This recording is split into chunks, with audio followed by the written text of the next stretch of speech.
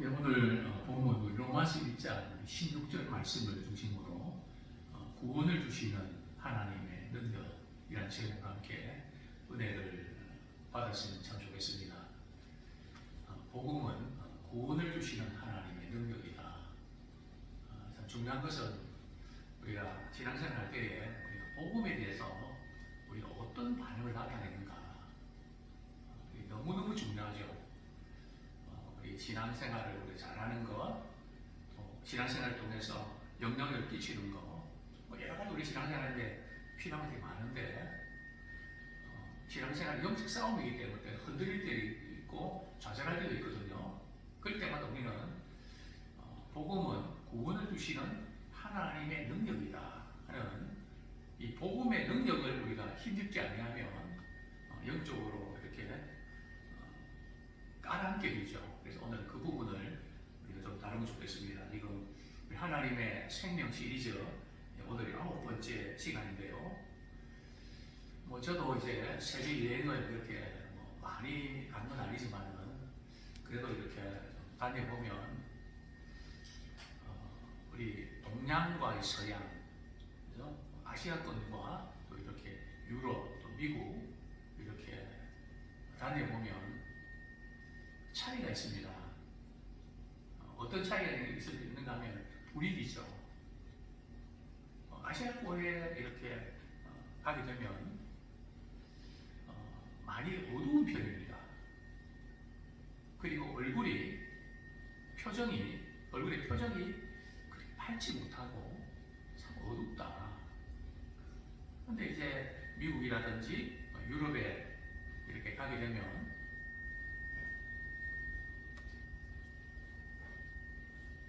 표정이 이렇게 밝고, 또 공원에 가면 나이 드신 할아버지 할머니들이 참 행복해 보이는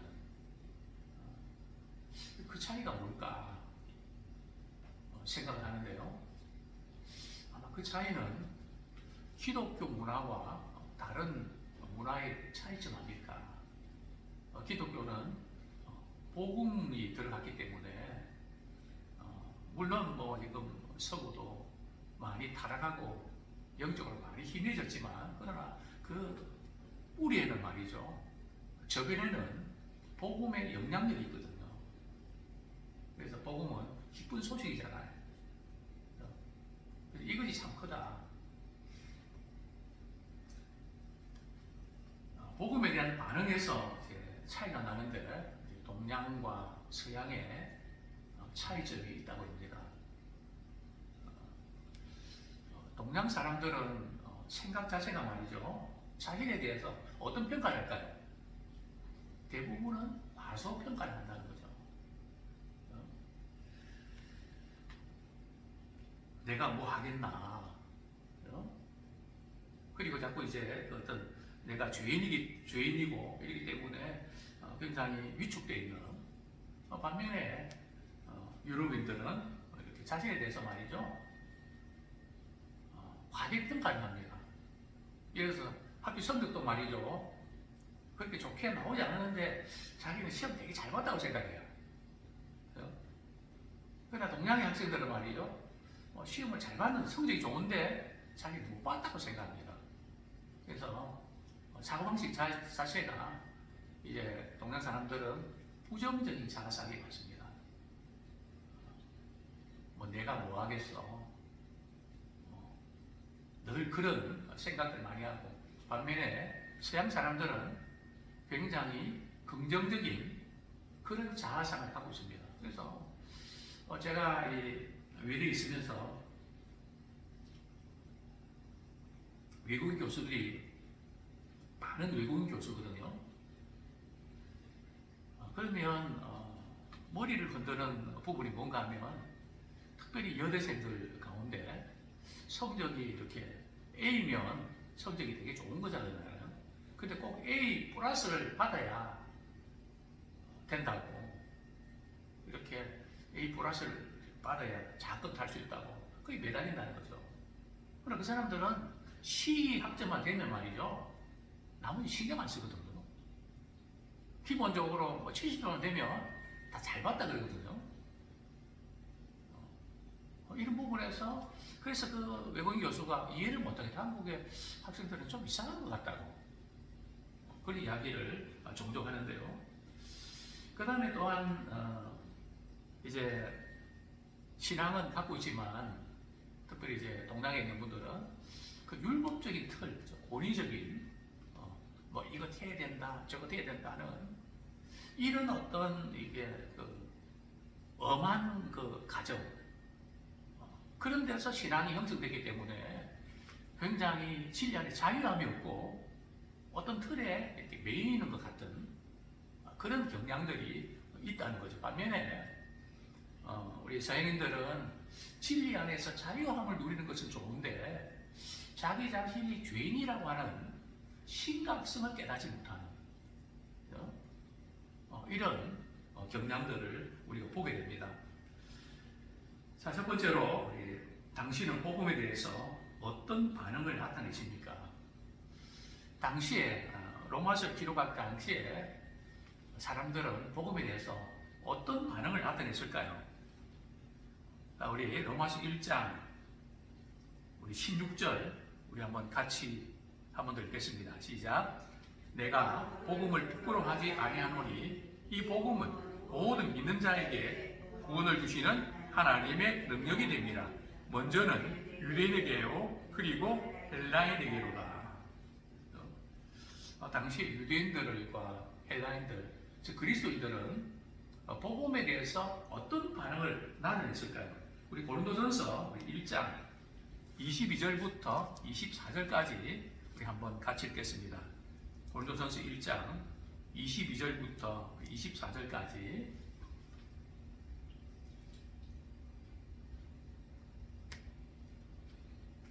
같이 읽겠습니다. 시작. 유대인은 표적을 구하고 헬라인은 지혜를 찾으나 우리는 십자가에 못 박힌 그리스도를 전하니 유대인에게는 거리끼는 것이요 이방인에게는 미련한 것이로되 오직 부르심을 받은 자들에게는 유대인이나 헬라인이나 그리스도는 하나님의 능력이요 하나님의 지혜니라.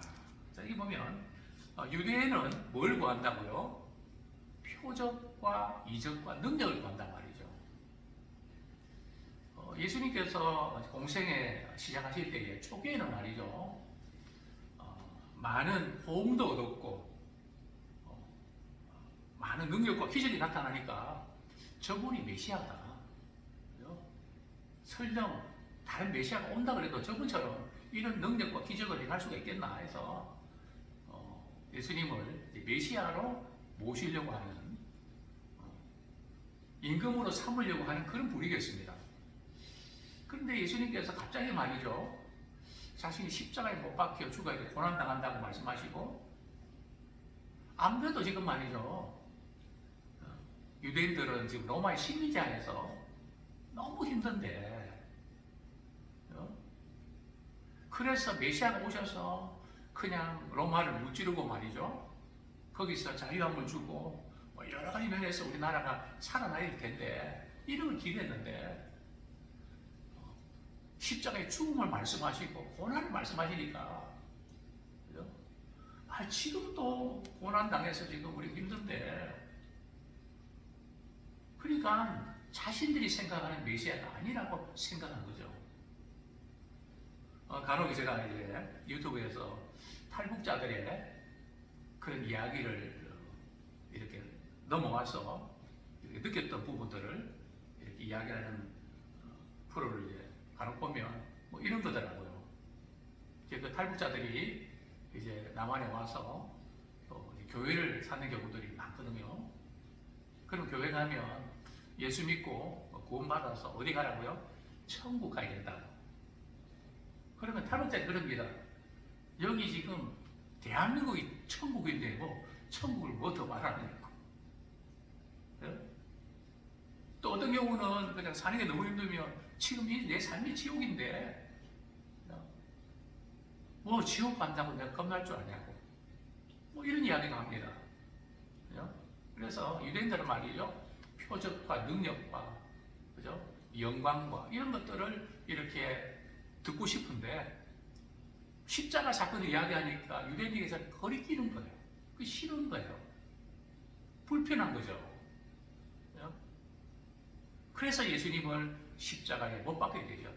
특별히 이제 예수님 십자가에 못 박게 될 때 말이죠. 채찍질을 당하잖아요. 그럼 사람은 아무리 미워도 동정표가 있거든요. 불쌍하니까. 빌라도는 예수님이 죄가 없으신 걸 알았잖아요.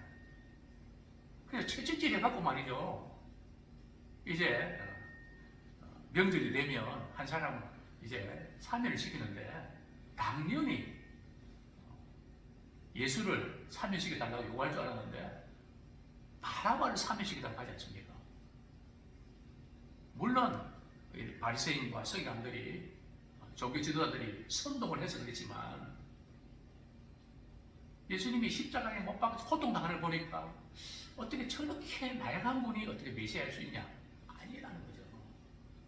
고난당하는 메시아. 그들은 이사야 53장에 고난당하는 메시아가 있는데도 그 이사야 53장은 이렇게 보기 싫어했던 거죠. 건너뛰고 그냥 영광, 회복 이 부분만 이렇게 믿었던 거죠. 자, 어쨌든 유대인들에게 있어서는 이 십자가 사건, 복음이라는 것이 이렇게 걸기고 정말 이렇게 받아들이기 어려운 부담스러운 것이었죠. 또 반면에 헬라인들은 어떤 반응을 이렇게 나타냈을까요? 복음에 대해서.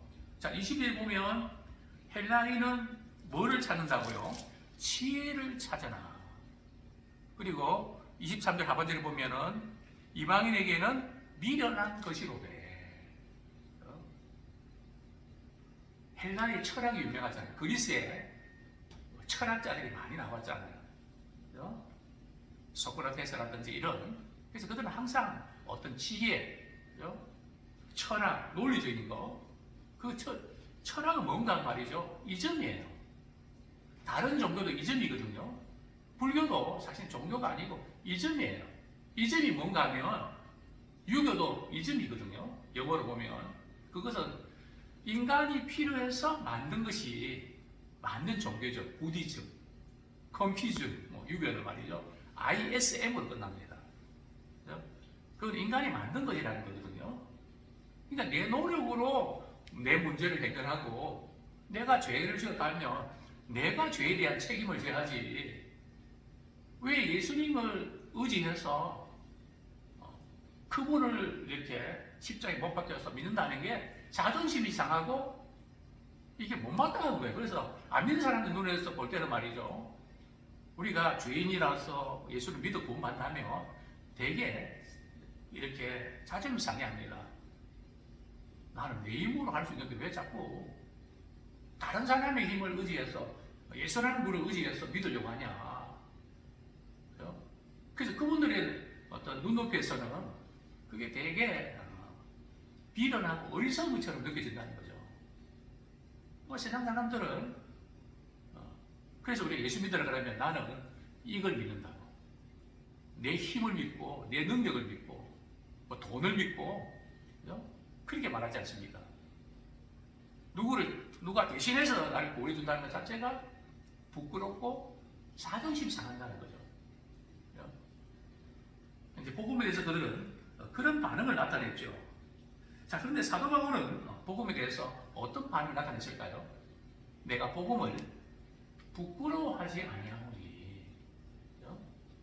내가 복음을 부끄러워하지 않다. 이 말씀을 이렇게 보면 사도 바울도 조금 복음에 대해서 부끄러운 때가 있었나? 사도 바울 정도가 되면 복음을 부끄러워한다는 표현 자체를 쓴다는 게 좀 그런 거 아닌가? 이것은 바로 당시에 이제 로마서는 로마인들에 대해서 상대로 쓰여진 거잖아요. 그들은 불신자들이거든요. 아마 고린도 교인들이나 믿음을 가진 사람들에게 내가 복음을 부끄러워하지 아니하노니 이렇게 표현했다면 아마 그들이 사도 바울의 신앙에 대해서 조금 의문을 던졌을 겁니다. 사도 바울 선생님이 복음에 대해서 부끄러워한다는 그런 표현을 왜 쓰지? 아마 그랬을 겁니다. 그러나 불신자들의 눈높이에서 볼 때 그들은 복음이 되게 좀 무시하고 멸시하는 그런 마음으로 받아들일 수밖에 없어요. 그러나 사도 바울은 내가 복음을 부끄러워하지 않는다. 근데 오문에 보면 말이죠. 왜냐하면 복음은 모든 믿는 자에게 구원을 주시는 하나님의 능력이 되기 때문이다. 오문에 그렇게 번역이 되어 있거든요. 그렇습니다. 우리 고린도전서 1장 18절 말씀 먼저 보겠습니다. 고린도전서 1장 18절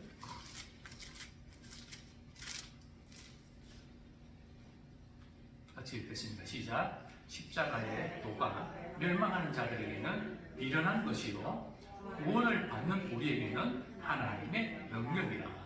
그렇죠? 십자가의 도가 멸망하는 자들에게는, 복을 받아들이지 않는 자에게는 멸망하는 자들인데요, 그들에게 미련한 것이고 구원을 받는 우리에게는 하나님의 능력이 된다. 그렇죠? 그런 의미죠. 또 우리 로마서 1장 이랬던 부분이니까 그래 두고요. 자, 그런데 복음은 구원을 주시는 하나님의 능력인데 왜 사람들은 복음을 받아들이려고 하지 않을까요? 우리가 복음을 이렇게 전하려고 하는데 복음을 이렇게 상대들은 받아들이려고 하지 않습니다. 복음 필요성을 못 느낍니다. 왜 그럴까요? 몇 가지 이유가 있는데요. 첫 번째는 자신의 비참한 상태를 알지 못하기 때문에 그렇습니다. 밥 먹고 살고, 외모 먹고 살고, 자기 힘으로 이렇게 나는 살아갈 수 있다 이렇게 생각하는 분들은 필요성 못 느끼잖아요. 제가 이렇게 저희 교회에서 전도 폭발 이렇게 훈련 받는 평시도 그냥 같이 몇 년 동안 이렇게 훈련 받았는데, 훈련 받으면 우리 대천공원에 가고 복음을 전합니다. 어떤 사람이 복음을 전해야 될까? 상대를 찾아야 되거든요. 제가 어떤 상대를 찾는지 아십니까?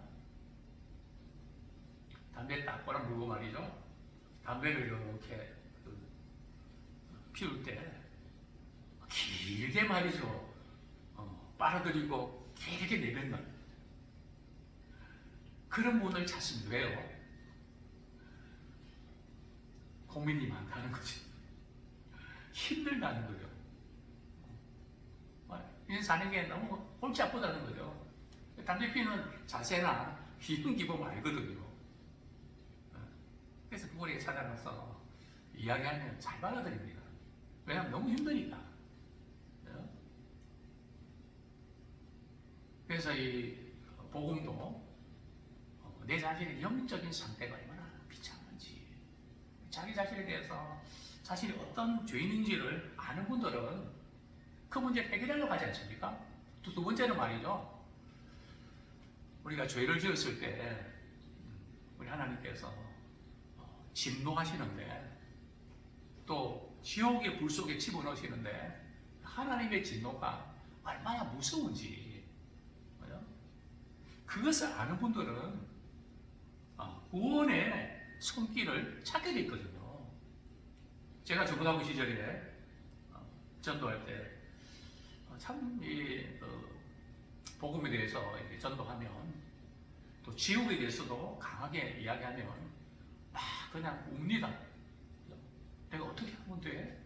어떻게 하면 내가 구원받을 수 있어? 펑펑 웁니다.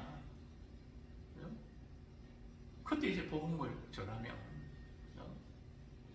얼마나 이렇게 그 복음을 잘 받아들이고 신앙생활 잘하는지. 그러니까 우리가 이 세상 살다가 언젠가 이 세상 떠나게 될 텐데, 또 이 세상에 살아가면서도 하나님의 사랑을 받으면서 사는 사람이 있는가 하면 늘 죄책감 때문에 그 정죄의 심판을 받는 그런 그 자체가 얼마나 고통스러운데요. 너무너무 힘든 시간들을 보내게 되는 것이죠. 그래서 인간을 구원하시기 위해서 우리 하나님께서 독생자 예수를 보내주셔서 그분을 십자가에 못 박게 하시고 또 사흘 만에 부활하셔서 우리를 살려주셨다고. 그것이 바로 복음이라고. 그런데 문제는 말이죠. 어떤 사람들은 이런 이야기를 해도, 이런 복음을 전해도 자기 자신은 그 하나님의 사랑을, 복음을 받아들일 자격이 없다는 거죠. 내 죄는 내가 너무 잘 알기 때문에 내가 내 죄를 용서할 수 없다고. 나는 구원을 받을 만한 자격이 없다고. 그렇게 이야기하는 분들 이외로 나이 드신 분들 가운데는 종종 있습니다. 자, 어쨌든 이런 다양한 부류의 사람들, 특별히 또 복음을 받아들이기 좀 힘든 사람들은 이런 사람들이죠. 그 사람은 복 없이도 살 사람이야. 그죠? 아주 곱게 사는 사람들. 그죠? 이런 사람들이 자기를 의지하기 때문에 주님을 받아들이려고 하지 않죠. 또 자신이 책임져야 되는데 누가 대신 해주는 거, 그게 싫다는 거죠. 그러니까 예수님을 믿으려고 하지 않죠. 그렇습니다. 또 무엇보다도 오늘 현대 문화가, 문명이 절대적인 가치관을 인정을 하지 않거든요. 그래서 그들의 눈에 볼 때는 우리 예수 믿는 사람들은 아주 배타적이고 독선적이다. 이렇게 그들을 보게 되는 거죠. 어쨌든 절대적인 가치관을 이렇게 받지 않기 때문에 복음을 받으려고 하지 않습니다. 자, 우리는 과연 어떤 반응을 나타내고 있습니까? 우리 에베소서 2장 8절, 에베소서 2장 8절 말씀 같이 한번 보겠습니다.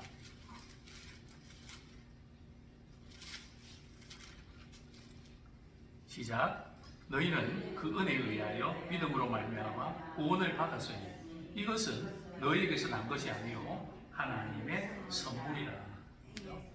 예, 은혜로 인해서 믿음으로 말미암아 우리가 구원받았는데 그것이 하나님의 선물이다. 스스로는 우리 구원할 수 있는 능력이 없다는 거죠. 또 우리 에베소서 2장 4절 5절 우리 같이 한번 읽겠습니다. 시작. 긍휼이 풍성하신 하나님이 우리를 사랑하신 그 큰 사랑을 인하여 허물로 죽은 우리를 그리스도와 함께 살리셨고 너희는 은혜로 구원을 받은 것이라. 그렇습니다. 긍휼에 풍성하신 하나님이 우리를 사랑하신 그 큰 사랑을 인하여 허물로 죽은 우리를 살려주셨습니다. 참 우리의 믿음이 말이죠. 우리의 믿음이 우리가 언제 작동하는지 아십니까? 우리가 의지적으로 믿으려고 해서 그때 이렇게 믿음이 작동하는 게 아니고요. 하나님이 우리를 이렇게 은혜로 이렇게 살려놓으시기 때문에 그래서 믿음이 작동이 되는 겁니다. 어제 이제 이렇게 우리 미가엘 이부가 잘못 꽂혀 있었거든요. 한참 제가 이렇게 봤네요. 정말 우리가 이렇게 신앙생활 할 때에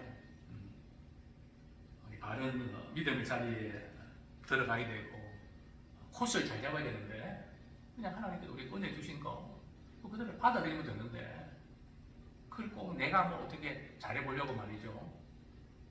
그런 시도가 오히려 믿음이 떠나는 바리새인들이 그런 경우임을 우리가 보게 됩니다.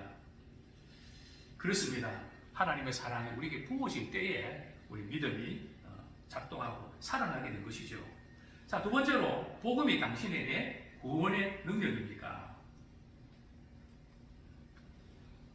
복음이 당신에게 구원의 능력입니까? 먼저 우리 구원의 의미에 대해서 우리가 한 세 가지 정도 살펴보겠습니다.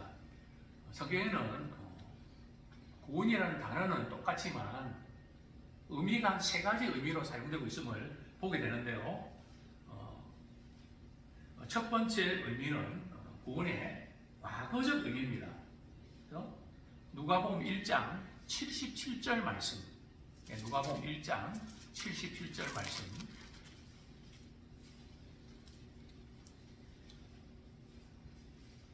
시작. 주의 백성에게 그 죄 사함으로 말미암는 구원을 알게 하리니. 구원은 구원인데 무엇으로 말미암는 구원이라고요? 죄 사함으로 말미암는 구원. 그죠? 우리가 회개하고 복음을 받아들일 때에 우리 죄 사함 받잖아요. 그죠? 그것은 우리 믿는 그 순간에 우리 죄에서부터 구원받는 과거적인 그런 의미가 있죠. 뿐만 아니라 우리 현재적인 의미의 구원이 있는데요. 예. 로마서 우리 5장 2절 말씀 한번 보겠습니다. 로마서 5장 2절 말씀.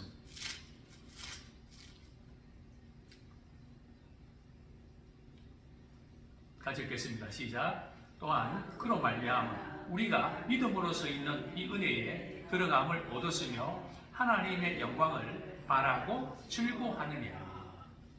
자, 여기서 이제 현재의 의미에서 구원도 좀 여러 가지로 사용되어 있는데요. 첫 번째는 예수님께서 병든 자 보실 때 말이죠. 내 병에서 녹였다 그러셨거든요. 구원받았다. 그것은 바로 병 고침 받은 것이 구원이라고 표현됩니다. 병 고침 받은 사건. 그리고 특별히 이제 혈루증 앓던 여인이 말이죠. 예수님이 옷가에 손을 대잖아요. 그때 병에서 구원 받았다, 노임 받았다 이렇게 말씀하시고 나중에 뒷부분에 말이죠. 예수님이 누가 내 옷가에 손댔냐 밝히잖아요. 여인은 창피해서 죽겠는데, 그죠? 그럴 때 실토하잖아요. 그때 내 믿음이 너를 구원했다. 이때에 내 믿음이 너를 구원했다는 의미는 바로 영혼이 구원함을 받았다는 그런 의미입니다. 병고침 받았다고 다 영혼이 구원받는 건 아니거든요. 말 그대로 병에서 고침 받는 거죠. 그리고 예수님과 제자들이 배를 타고 가는데 말이에요. 풍랑을 만나니까 주여 우리를 구원하소서 그러잖아요. 그럼 무슨 뜻입니까? 우리 빠져 죽게 생겼는데 여기서 우리를 좀 건져 주십시오. 그런 의미죠. 그런 의미에서 우리 현재적 의미의 이제 구원이라는 것을 우리 알 수 있죠. 자, 그 다음에 이제 미래적 의미의 우리 구원도 있는데요. 장차 우리 주님 앞에 섰을 때에 완성된 구원을 우리가 경험하게 되고 영화의 단계에 들어가는 그런 구원의 완성이라고 볼 수 있죠. 로마서 5장 9절 10절 같이 읽겠습니다. 시작. 그러면 이제 우리가 그의 피로 말미암아 의롭다 하심을 받았으니 더욱 그로 말미암아 진노하심에서 구원을 받을 것이니 곧 우리가 원수 되었을 때에 그의 아들의 죽으심으로 말미암아 하나님과 화목하게 되었은즉 화목하게 된 자로서는 더욱 그의 살아나심으로 말미암아 구원을 받을 것이니라. 여기 보면 시제가 뭡니까? 미래죠, 그죠? 받을 것이다. 그래서 구원은 단어는 우리 이렇게 구원이지만 의미는 다양하게 사용되고 있다. 그래서 복음은 구원을 주시는 하나님의 능력이다. 자, 마지막으로 복음은 어떤 믿음을 가진 사람에게 구원의 능력이 될까요? 복음은 어떤 믿는 사람에게 구원의 능력이 될까요? 자, 믿음이 뭡니까? 믿음이란 하나님의 진노를 받아 영원한 형벌을 받을 수밖에 없는 우리 죄인인데 예수님께서 우리의 죄를 위해서 십자가에 못 박혀 죽으심으로 그 피를 믿는 자마다 구원받는다 하는 약속의 말씀을 말이죠. 그대로 받아들이는 것, 손을 내미는 것. 내가 받을 자격이 있나? 따지는 게 아니라 그냥 손을 내밀어서 구원의 그 선물을 그냥 내 거로 받아들이는 것. 그것이 구원이라는 거죠. 특별히 이제 믿음도 구원에 이르는 믿음이 있고 구원에 이르지 못하는 믿음이 있습니다. 전도 폭발에서 이제 이걸 이렇게 구분하고 있는데요. 자, 먼저 우리 지적인 동의로서의 믿음. 야고보서 2장 19절. 다시 한번 읽겠습니다. 시작. 내가 하나님은 한 분이신 줄을 믿느냐? 잘하는도다. 귀신들도 믿고 떠느니라. 그죠? 귀신들도 믿음이 있다는 거 알죠? 어떤 믿음입니까? 예수님은 거룩하신 하나님의 아들이라는 걸 알고 있거든요. 그러나 믿진 않죠. 단순히 지식적으로 동의하는 거죠. 역사적인 사실로만 받아들인 것이죠. 뭐 세종대왕이 분명히 있었는데 그 세종대왕이 우리한테 뭐 해준 거 있나요? 나하고 무슨 상관이 있나요? 역사적인 인물로 예수님도 날 위해서 우리 십자가에 못 박혀 죽으셨대. 나하고는 별로 상관이 없어요. 머리로만 끄떡끄떡 하는 거죠. 그랬대. 그 정도로는 구원받을 수 있는 믿음이 아니라는 거죠. 그 다음에 또 이제 우리 이런 믿음이 있죠. 일시적인 믿음. 느부갓네살 왕이 말이죠. 꿈을 꾸고 고민하고 이럴 때 다니엘이 꿈을 해석해 주잖아요. 그럴 때 느부갓네살 왕이 다니엘에게 말이죠. 어떤 꿈은 말이죠. 꿈 자체도 이야기해주고 꿈을 알아맞혀 보라는 거죠. 그리고 해석도 해달라고. 당시 점술가들과 그런 점쟁이들이 말이죠. 왕이시여. 그거는 육체 안에 거하는 신 아니면 그것을 알아맞힐 수 있는 사람이 아무도 없습니다. 그 말이 안 됩니다. 근데 이제 다니엘에게는 하나님께서 그걸 알려주셨죠. 그래서 이런 그런데 그럴 때 느부갓네살 왕이 말이죠. 이제 하나님을 찬양하지 않습니까? 느부갓네살 왕이 믿음이 좋아서 그런가요? 그냥 그 순간적으로 말이죠. 하나님 믿지 않지만 하나님 대단하시다. 그 일시적으로 믿는 거죠. 뭐 예를 들면 우리가 비행기 타고 말이죠. 이럴 때 기도하죠. 또 착륙할 때도 기도합니다. 다 겸손해집니다. 안전하게. 근데 딱 착륙하면 그 믿음 계속 가나요? 다 잊어버리죠. 일시적으로 필요할 때만 하나님 찾고 그냥 잊어버리는. 이런 믿음은 구원에 이르는 믿음 아니라는 거죠. 구원에 이르는 믿음은 어떤 믿음일까요? 진리의 대상을 말이죠. 나에게서 예수 그리스도께로 옮기는 것이 바로 구원에 이르는 믿음입니다. 즉 예수 그리스도 그분께 맡기는 것이죠. 그분이 내 안에 사시고 또 그분이 말씀하신 대로 순종하며 따르는 주인이 바뀐 거죠. 중심이 바뀐 거죠. 아무쪼록 이 구원에 이르는 그런 믿음의 사람 되기를 축원합니다.